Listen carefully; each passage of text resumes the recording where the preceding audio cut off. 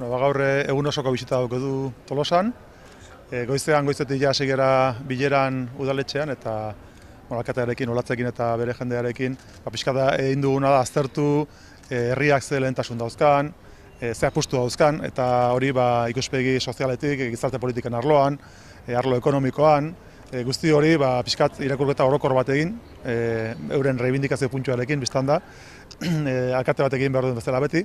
Gure helburu nagusia da azkenean herria gertutik, bertatik bertara ezagutzea ze behar dauzkan, herritarrekin egon, eta enpresekin, arlo ekonomiko, arlo soziala behar da bezala jorratu egun osoa eskainiko diogu Tolosari, eta horrek orduak ematen dizkigu pixka bat pulsu hori, herriaren pulsu hori ezagutzeko.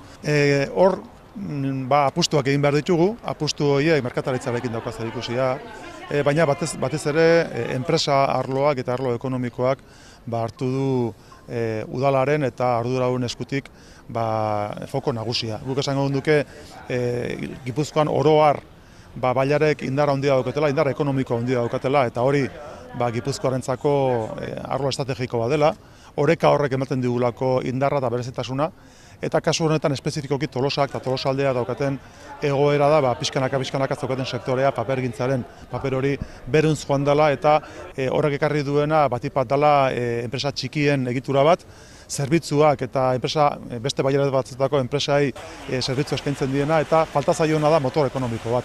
Eta horretarako Tolosaldeak berak martxan jarrita dauka lehiakortasuna bultzatzeko plan estrategiko bat, eta gu Foru Aldundi bezala hartu dugun konpromisoa da gaur prozesu horri laguntza eskaintzea gure garapen ekonomikoaren departamentutik, harremanak estutzea eta azkenean lehiakortasun hori sustatzeko, indartzeko bailara honetan. Uste dugulako Tolosaldea indartsu bat arlo ekonomikoan onuragarria dela eta ona dela lurralde osoarentzako. Guk apustu egiten dugulako lurralde orekaren ikuspegitik eta batez ere arlo ekonomikoan.